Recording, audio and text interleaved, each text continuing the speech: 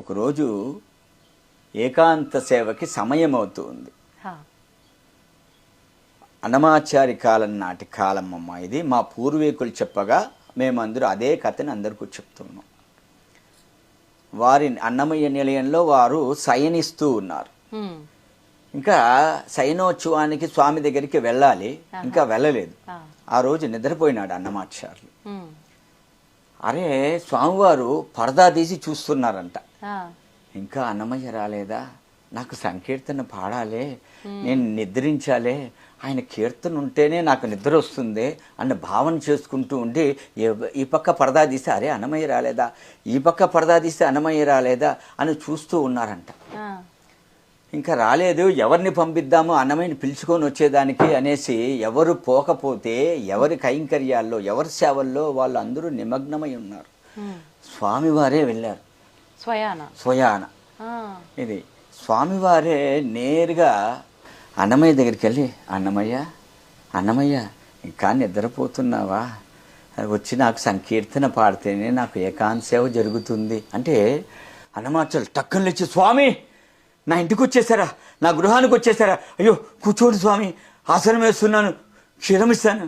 అన్నమయ్య నాకు అదేది వద్దు, నువ్వు వచ్చి సంకీర్తన పాడితే చాలు, రా. అయ్యో స్వామి ఇప్పుడే వచ్చేస్తున్నా అంటే స్వామివారు పరిగెత్తున్నాడంట. స్వామి పరిగెత్తు ఉంటే అయ్యో ఎంత పాపిని నేను, నా స్వామి నా ఇంటికి వస్తే కనీసం ఆసనం వేయలేదు, క్షీరమైనా ఇవ్వలేదు, కనీసం తీర్థమైనా నేను అడగకపోయినానే, ఎంత పాపిని, స్వామి వస్తున్నా అనేసి అన్నమాచార్యులు పరిగెత్తున్నాడు అనమాట. స్వామి పరిగెత్తున్నాడు, అన్నమాచార్యులు పరిగెత్తున్నాడు. లోపలికి వెళ్ళేటప్పటికీ పెద్ద ఆయన కింద కూర్చునేశారు. వెంకటేశ్వర స్వామి అన్నమయ్య అదేంటి స్వామి అలా కింద కూర్చునేశారంటే, అన్నమయ్య నువ్వు వస్తావు పోతావు, కూర్చుంటావు, లేస్తావు, తిరుగుతూ ఉంటావు, నేను ఉదయం నుంచి రాత్రి వరకు నిలబడుకొనే ఉండాలి, నాకు కాలు నొప్పి అయ్యిదా, నేను కూర్చోకూడదా అంటాడు. అదేంటి స్వామి, 4 యుగాల్లో నానా అవతారాలు ఎత్తిన పాదాలు, కొన్ని వేల మంది భక్తులు కొలిచినటువంటి పాదాలు, అరగంట సేపు అర్చకులు పాదసేవ చేసినటువంటి పాదాలు, బ్రహ్మదేవుడు కడిగినటువంటి పాదాలు.